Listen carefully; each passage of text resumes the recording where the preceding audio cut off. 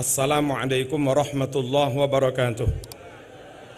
Bismillah, walhamdulillah, wassalatu wassalamu ala rasulillah Sayyidina Muhammad ibn Abdillah wa ala alihi wa sahbihi wa mawala. La hawla wa la quwwata illa billah. Amma ba'd. Ikhwati wa akhwati fil Islam, ikhwati wa akhwati fi ahli sunnati wal jamaah, ikhwati wa akhwati fi nahdlatil ulama, ittaqullaha haqqa tuqatih wa la tamutunna illa wa antum muslimun. Hadratil afadil, para ulama, para masyayikh, para kiai, para hafidh, langkung-langkung dzurriyyah saking sahibul haul Mbah Kiai Haji Abdul Wahab Hasbullah, wonten ngarsane Bunyai Mahfudhah, wonten ngarsane Bunyai Hizbiyah, Bunyai Munjidah, wonten ngarsane Mbah Yai Hasib, wonten ngarsane Mbah Yai Raqib, dereng ketawis. Ibunipun tiang Jawa Timur yang suatu saat akan menjadi ibunya orang Indonesia. Amin, Allahumma amin. Ibunya Khofifah, mugi-mugi sehat, panjang umur, wilujeng donya akhirat. Amin, Allahumma amin. Kiai Mas Duki Al-Hafidh, mugi-mugi kantun jenengan lho Kiai, kantun jenengan lho sing sepuh, mugi-mugi panjang umur, sehat walafiat. Amin, Allahumma amin. Kiai Abdul Hakim, sedaya masayih tambak beras, mugi-mugi sehat. Kanca kula sing paling ganteng, wong artis niku ganteng. Lah niki kiyaine artis. Berarti gantengnya di atas artis. Mugi-mugi piyambake masyhurun fil ardi, juga masyhurun fis sama. Menawi saged ngoten niku ngungkuli Uwais Al-Qarani. Yang Uwais niku masyhurun fis sama tapi majhulun fil ard. Nah, Gus Miftah niki sakniki sampun masyhurun fil ardi, insyaallah besok teng akhirat masyhurun fil akhirah. Amin, Allahumma amin. Para masyayikh, sedaya pejabat di lingkungan Pemprov, Pemda Kabupaten enten Pak Udiono, nggih, mboten Sumerep ngapunten. Saking TNI Polri, sedaya hadirin hadirat rahimakumullah. Kalau kita nyumerapi dan meyakini Mbah Wahab niku alim, jelas. Kalau kita mengakui Mbah Wahab niki jaduk, wis jelas. Kalau kita meyakini Mbah Wahab niki karomah, jelas. Nah, yang perlu kita tonjolkan dan harus diteladani seluruh santri, harus diteladani seluruh warga NU, kader NU, pengurus NU, harus diteladani seluruh rakyat Indonesia bahwa Mbah Wahab niku ternyata syakhsun watani, piyambake pribadi nasionalis yang luar biasa. Kesadaran Mbah Wahab untuk membela, mencintai agamanya ghairu maskuk, tidak diragukan lagi. Wadih wassarih wudu hasyamsi fin nahar. Jelas banget menembah Waya Wahab niku cinta Islam, bela Islam, menjaga Islam, memperjuangkan Islam. Tapi ternyata yang mungkin perlu dikuatkan para rawuh, perlu dikukuhkan, Mbah Wahab niku hubbul watonnya luar biasa. Bagi Mbah Wahab, kalau cinta Rasul itu menyempurnakan iman, maka cinta tanah air juga bagian dari iman. Hubbul waton minal iman. Lafat itu kalaupun redaksinya dari Mbah Hashim, tapi yang mempopulerkan Mbah Wahab lewat lagu Subhanul Waton, Hubbul waton minal iman. Hadirin rahimakumullah, bahwa Mbah Wahab itu mati-matian bela NKRI, mati-matian cinta tanah air, pasang badan untuk untuhnya NKRI. NKRI tidak boleh diganti dengan apapun, diganti dengan negara radikal nggak boleh, diganti dengan negara sekuler nggak boleh, diganti dengan negara liberal nggak boleh, diganti dengan negara Hindu nggak boleh, diganti dengan negara merek Islam pun nggak boleh. NKRI harus tetap NKRI. Beliau pasang badan untuk itu para rawuh, sampai-sampai ketika menjaga keutuhan negara, menurut ijtihad beliau harus masuk di MPRGR, harus masuk di Nasakom. Beliau pun masuk dengan resiko dibully, dengan resiko di PKE nih. Apa PKE nih? Kenapa nih? Biasa. Dengan resiko di kafir-kafir nih. Bahkan sebagian mengkritiknya luar biasa. Mbah Wahab itu meskipun kelihatan serbanan, zaman buka serbane, iku sing muncul simbol lambang palu arit. Sampai ngoten baru.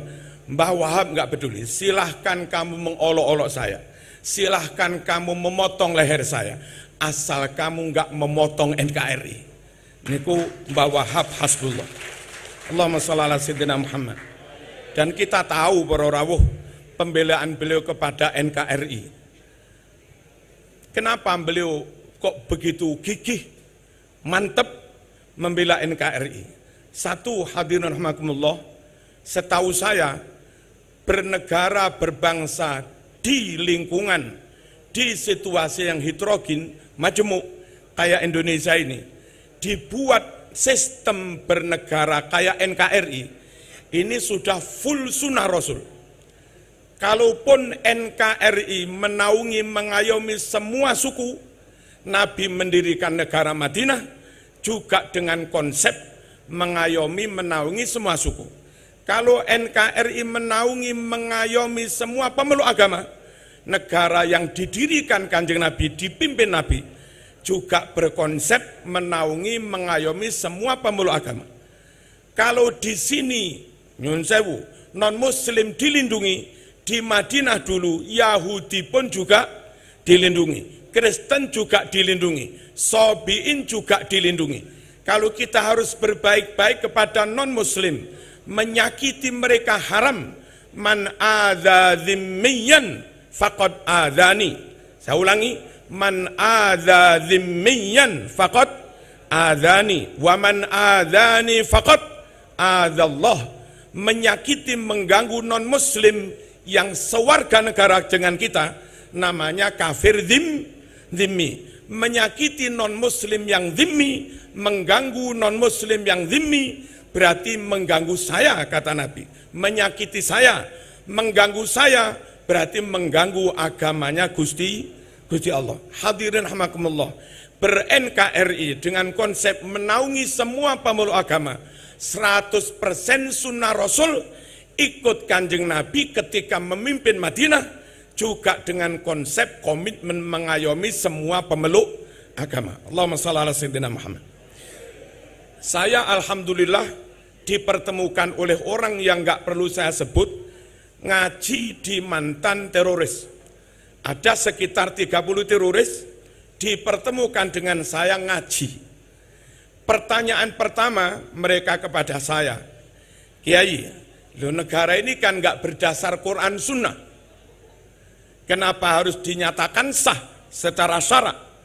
Kenapa Mbah Hashim berfatwa bela NKRI wajib dalam resolusi jihad? Padahal ini bukan negara Islam, tidak merujuk kepada Quran Sunnah. Kenapa kok dibenarkan, Kiai? Saya jawab pelan-pelan, Mas. Sampean membuka toko, apa harus sampean beri toko diberi nama ini toko syariat? Apa ya begitu? Kan nama toko Artomoro. Apa malah ini? Warung napa? Warung Lemintu. Lek teng Jogja napa, Gus? Nama biasa, nama boleh macam-macam lah. Nama apa, warung apa, toko apa. Yang penting kita yang punya toko, yang tunggu komitmen jujur, komitmen amanah, komitmen nimbang ngukur beres, komitmen tentang harga dengan kualitas barang juga beres. Kalau janji ditepati, wayah zakat, selaris apapun jam-jam rolas wayah sholat nggih tetep sholat. Kalau itu kita lakukan para rawuh, ditulisi warung Islam atau tidak, yaitu namanya warung Islam.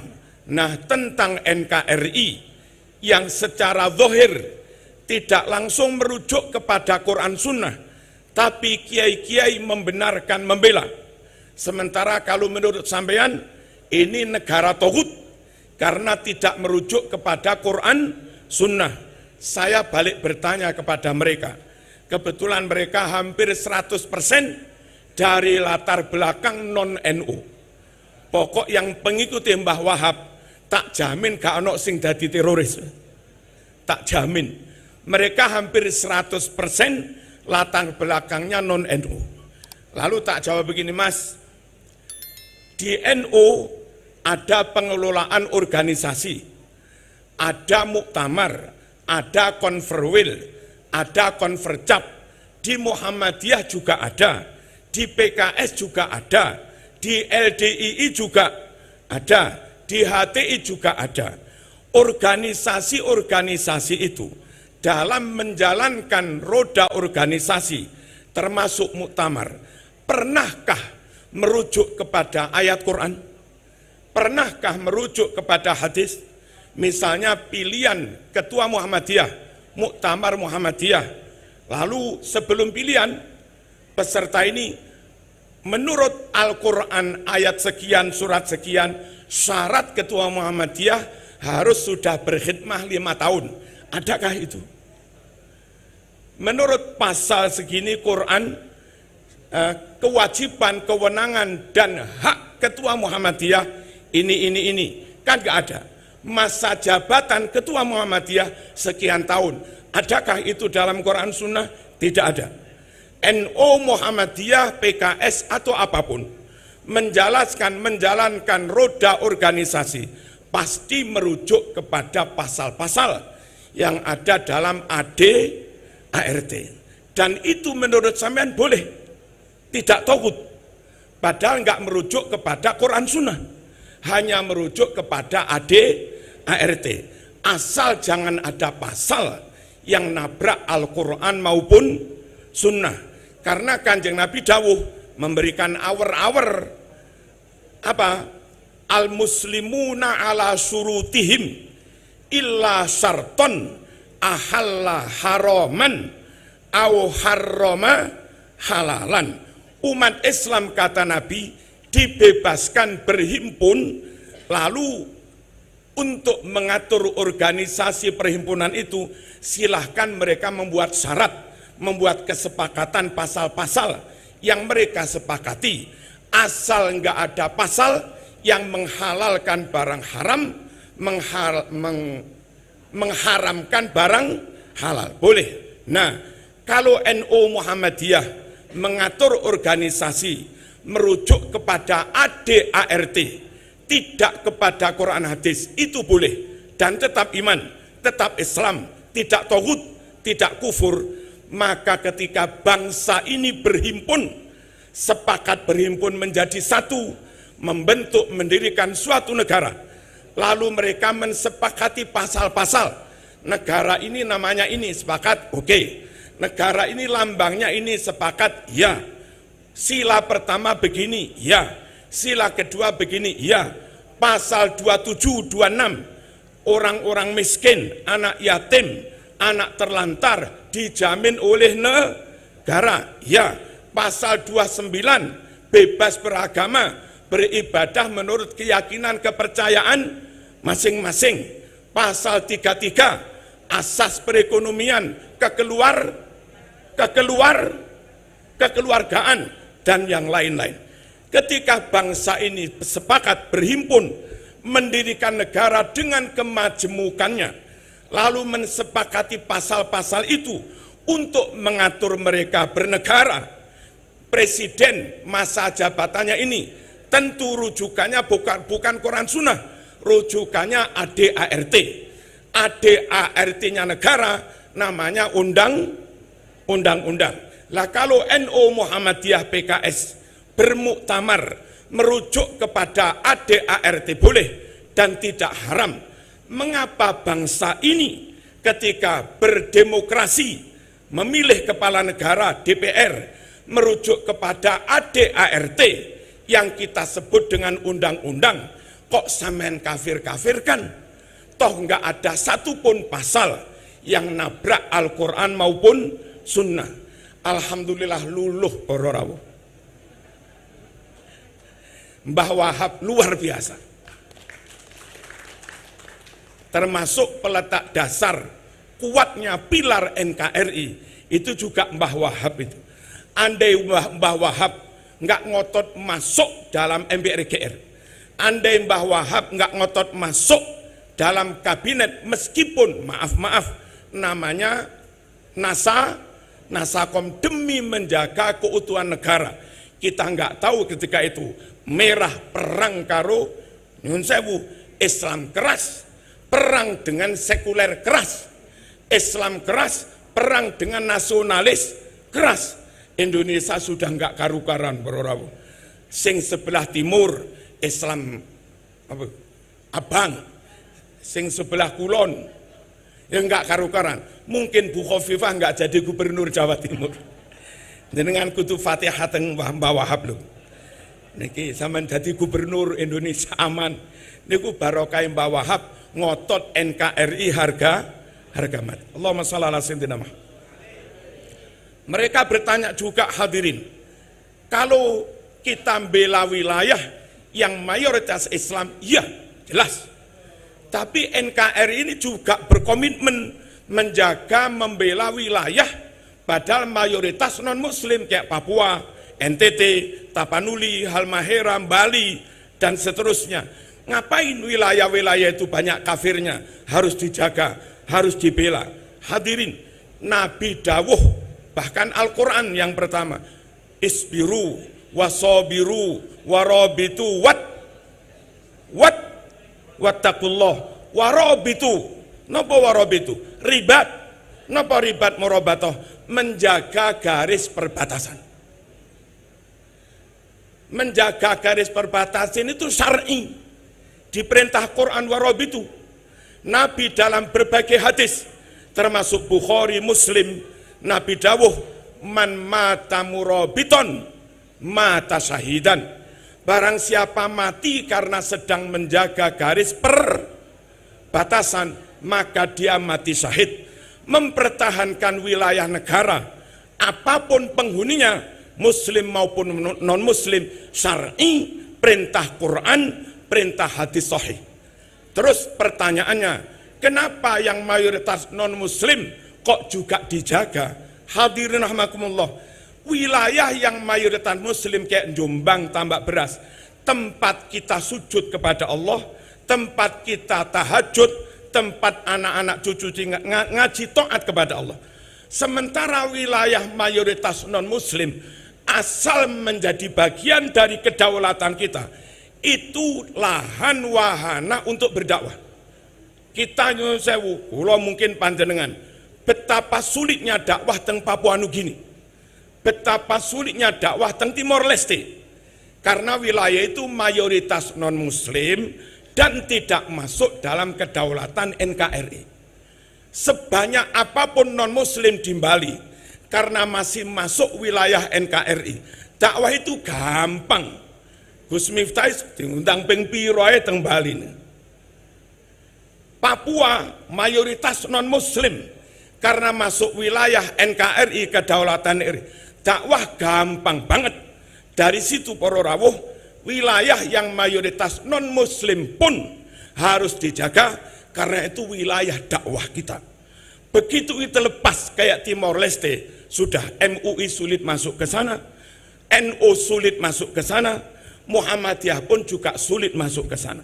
Alasan syar'i kenapa semua wilayah niki muslim mayoritas ataupun mayoritas non-muslim tetap dijaga, karena nyun sewu, Rasul berprinsip seperti itu, Quran merintah seperti itu, dan Kalau wilayah mayoritas muslim, tempat kita ibadah, mayoritas non muslim, tempat para ulama berdakwah. Allahumma shalli ala sayyidina Muhammad. Tidak pernah ada cerita negara Madinah diserang kafir Quraisy. Misalnya masuknya tentara kafir Quraisy masuk wilayah Quraidah, mayoritas Yahudi. Masuk wilayah Bani Nadir, mayoritas Yahudi. Masuk wilayah Khaybar, paron-paron Yahudi Kristen. Lalu Nabi bersikap, jarno wis, cek paten-patenan pisan podo kafire. Enggak pernah begitu. Non muslim maaf, kafir Quraisy menyerang Madinah, mau masuk wilayah yang mayoritas muslim maupun masuk wilayah mayoritas non muslim, Nabi tetap memberangkatkan pasukan memukul mereka.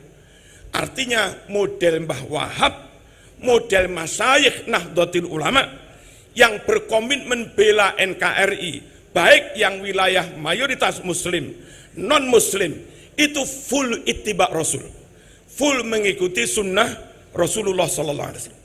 Terakhir, hadirin rahimakumullah, mereka juga bertanya, apa hubungannya hubbul waton dengan iman?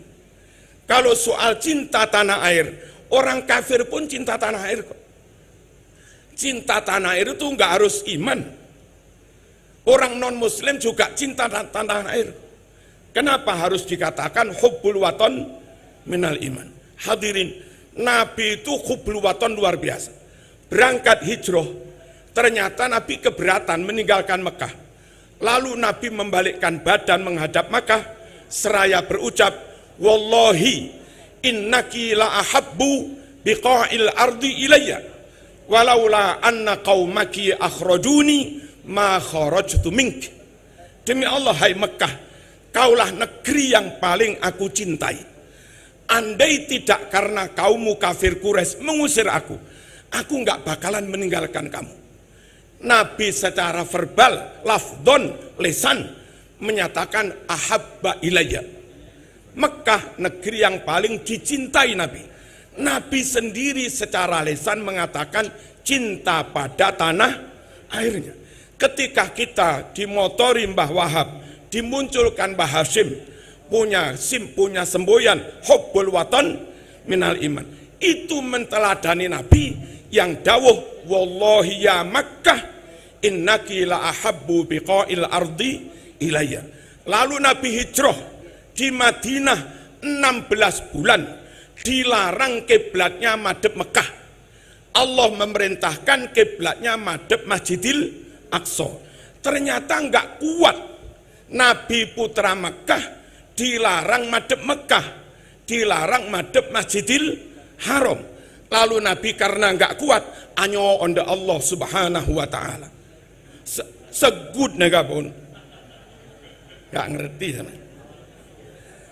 Nabi sering memohon kepada Allah subhanahu wa ta'ala, ya Allah, mohon kau kembalikan kiblatnya menghadap Masjidil Haram. Ya Allah, ya Allah, nyoon sobaja kiblatah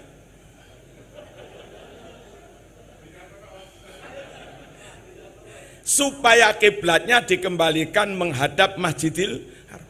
Dan itu diabadikan dalam Quran. Orang yang ingkar cerita ini kafir, karena ini cerita Quran. Hadisnya pun Bukhari Muslim.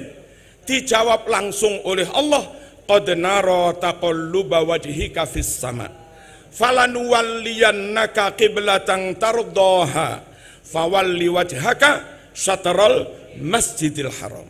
Muhammad, ingsun Allah tahu kok, ngeruh kok, sampean sering dangak toh taqalluba wajhik, sering dangak ke langit berdoa minta kiblatnya balik ke Masjidil Haram, kiblat yang kamu cintai, kiblatan tardoha.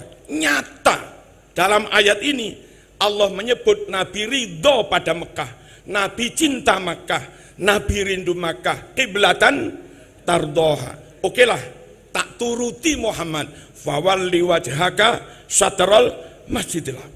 Enggak kuatnya Nabi 16 bulan madhep Masjidil Aqsa dan minta madhep Mekah lagi. Bukti nyata kalau Nabi kangen rindu dengan Mekah.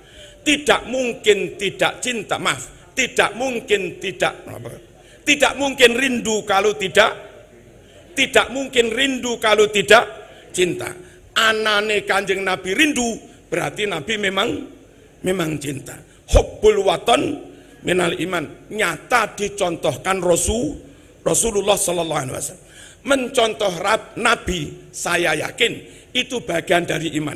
Mencontoh Nabi itu bagian dari iman. Dalam Kitabus Safar riwayat Bukhari, Nabi itu kalau tindak lama seminggu 2 minggu pulang ke Madinah, sekiranya sudah terlihat bangunan Madinah, itu kuda itu dipacu. Ayo, ndang, cepet. Selak pengen kangen karo ning, katanya Gun Miftah. Kira-kira bangunan Jogja mulai ketor. Supir cepet. Nabi itu juga begitu.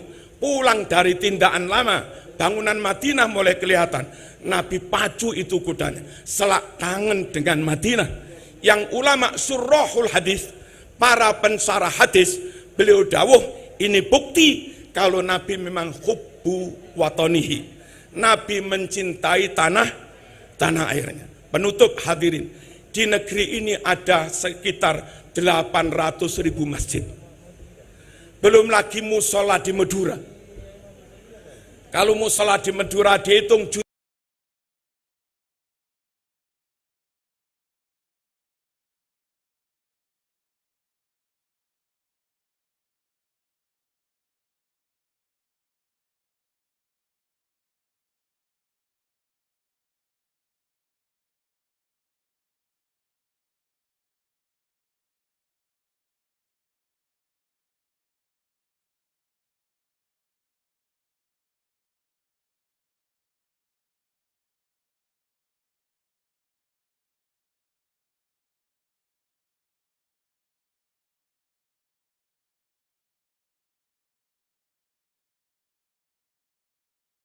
setelah Wahabi menang, kata Kiai Muhammad Fakih Mas Kumambang, ribuan naskah Bukhari disweeping, dirampas, lalu dimusnahkan. Ribuan naskah Sahih Muslim, ribuan naskah tafsir dirampas, dimusnahkan. Untungnya ribuan santri atau ratusan lah, termasuk Mbah Wahab, Mbah Zubair, Mbah Hashim, terus Syekhona, Mbah Bisri dan Mbah Munawir, yang ketika itu mondok di situ segera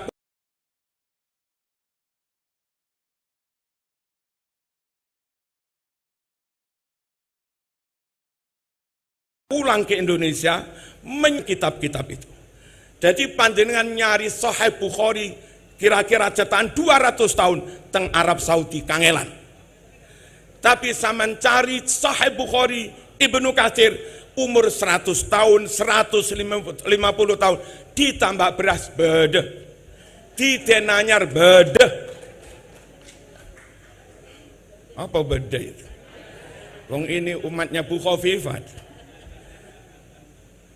Negeri ini tempat Allah menyelamatkan ribuan naskah Bukhari Muslim, yang mana kitab itu tidak diselamatkan di daerah lain. Komitmen menyelamatkan bangsa, sejatinya komitmen menyelamatkan ribuan naskah Bukhari Muslim yang umurnya 100 tahun lebih, dan itu diamankan Allah di NKRI. Makanya saya paham gak paham tentang hujah dalilnya bela NKRI, sebagai kader NU saya pegun norok kiai apa pegun itu tetap panggah, saya tetap derek kiai. NKRI harga mati. Wassalamualaikum warahmatullahi wabarakatuh.